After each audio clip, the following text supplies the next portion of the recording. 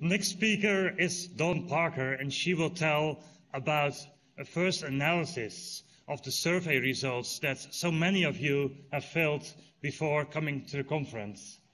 Dawn. Thank you very much, and I want to thank my collaborators if they would quickly stand up. Vanessa Schweitzer, Allison Young, and Wayne Lutters. And especially Vanessa and Allison have really done the bulk of the heavy lifting on this. We are so pleased at how many of you participated in our survey instrument. The goal, of course, was to involve you in the synthesis process and to harvest your knowledge for our efforts to continue GLP in its next phase, especially to figure out what are the desired future trajectories for the land change or land system science community. So we obviously participated, you all received a participation invitation, and an overwhelmingly high number, 316, fully almost half of the participants filled out the survey, and we were extremely pleased and happy with this. So the respondent profile of the survey mirrors very closely what was described on the first day in terms of the session. Participation overwhelmingly European and North America, especially obviously German and from the United States. Female-male ratio seems that the men were slightly more willing than the women. Again, these ratios are pretty similar. So we asked people many questions about their discipline. We're just reporting the one that people reported as best describing their research interests. And we've categorized them perhaps artificially into this group of categories, but I think we received a total of maybe 41 to 45 different descriptions, some of which land change science, coupled human and natural systems. We see, I had a artificial category of environmental science and geography, geoinformation modeling dominating. Many people who classified themselves as fairly disciplinary social scientists, some in the ag sciences, very, very few in the humanities fields. We asked people what they saw as the strengths of land change science. And certainly we see many things echoed in the survey that Karl-Heinz described and that we've seen echoed in the plenaries and in the presentations. That the integrative approach and true interdisciplinary nature of the field was seen as a strength. We saw many people praise these large data sets in increasingly high quality spatial and temporal availability of data. The spatial focus and the insights gained from remote sensing were seen as a real benefit. People felt that models are continuing to mature and improve, and we're gaining some strength in that area, and that there's a diverse family of methods applied, and their methods tend to be well documented. Interestingly enough, the weaknesses showed the counter side of many of these points. As we all know, interdisciplinary integration can be very difficult. There are problems with interaction and communication across disciplines, problems with having different ontologies. Interestingly enough, having an anonymous survey is wonderful because we got lots of direct, honest responses. Some people who are in traditional disciplines feel slightly disadvantaged because they're constantly needing to be interdisciplinary when they want to focus. As we all know, working across spatial and temporal scales is always a big challenge. Although many people praised the quality and availability of the data, an almost equal number noted that we still have uncertainties, we still lack comprehensive standardized data products over time. Many scientists, as you'll see, have tremendous difficulties still finding the data they need to do their work. Many people also noted that we shouldn't sell spatial analysis as the beginning, middle, and end of our focus. Especially more attention is needed to social elements, and you'll see that in more detail. Models, of course, could always be more comprehensive. They can also always be simpler, but certainly have better documentation and stronger validation. Methods could also be better documented. And again, a caution to privilege the findings from modeling and remote sensing at the expense of other perhaps qualitative and more detailed approaches. So we asked people about needed inputs, primarily people focused on data inputs that they were still hoping to have.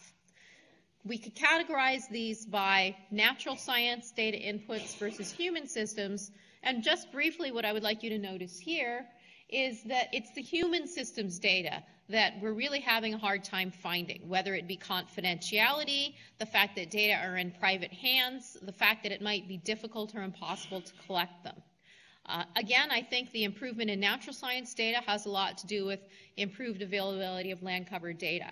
In terms of categories where data limitation was found, certainly people wanted output of models that they were not able to get a hold of. They might have the data at incorrect or incompatible resolutions and or spatial scales. They might be simply missing mapping data for a particular area and have gaps in a time series or historical trend. So we asked people who they saw as their audience, and this was a very interesting question. There is some double counting here. Some people answered more than one category, and some people answered a topic as well as a realm or field. But what I would like you to note is that the black area is academia. We would all consider that, of course, academia would be our audience or understood audience, yet the pink and red together represent a public audience, a non-academic audience. Fully half of the respondents, decision makers, policymakers, government planners, regulators, et cetera, et cetera. We also asked people if they could, what would they tell a policymaker? And to my mind, this was one of the very most interesting responses. Fully almost more than 60% of the respondents, or less than 60%, math never being my strong point. Usually it's one or the other. They basically had a very general statement that I would tell them that land change science is important. I would tell them that land is critical to human well-being. I would tell them that they should listen to us. They should come to their conferences. Yet, when we asked for specifics, we didn't get as much specific. There were some specific areas that people mentioned, and you'll see some of these themes similar to the conference themes, that we have better data, quality and quantity, yet we need public access to data. Data should not be considered a profit-making opportunity by governments who collect it. And further, the limits of long-term projections and our data series should be understood.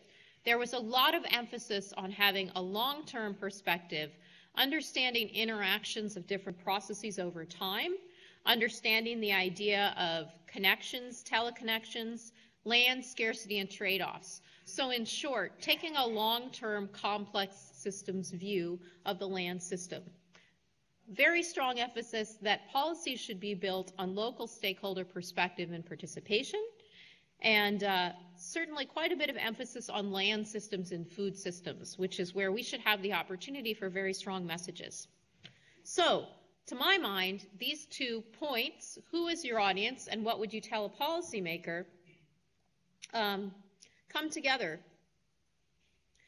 Then we've asked people, what do they see as the most significant findings in land change science? Improvements in land use data, land-climate linkages, examples of coupled modeling, human appropriation of net primary production, teleconnections mentioned, urban-rural, land competition, global land markets, multinational corporation influences. Interestingly enough, 9 respondents said, not sure, don't know, no idea.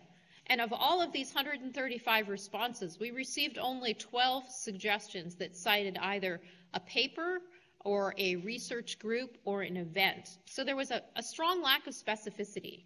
We put this together, and I see the community saying, the policymakers are our audience. We want to tell them that we're important, but we have no talking points. We have no specifics. And I think this is I know I have a conclusion slide, but my greatest challenge to this audience, and I would suspect it's on it, would be to address that. So, in conclusion, we're a diverse community. I would argue that perhaps we should try to tap into some more participation from the humanities, not just anthropology, but perhaps even rhetoric, communication, journalism. Somebody to help find the stories in our case studies and to help us tell those stories in a concise way and make the case for unimportance in a compelling way. Certainly, we see that we are building our data resources, and there is a strong expectation that a lot of productivity will begin to come out of those new data resources. Integration is always a challenge. The human dimensions data seems to be one of the great stopping points and large outstanding challenges at that point. But finally, we want to communicate to policymakers. We need those strong talking points. We need those bullets, those high-impact research examples. Think of them on your way home on the plane. Send them to us. And that's the greatest challenge that I'm putting forward for this community. And we will, of course, have follow-up reports, publications, et cetera, on this work. And again, thank you very warmly for your enthusiastic participation.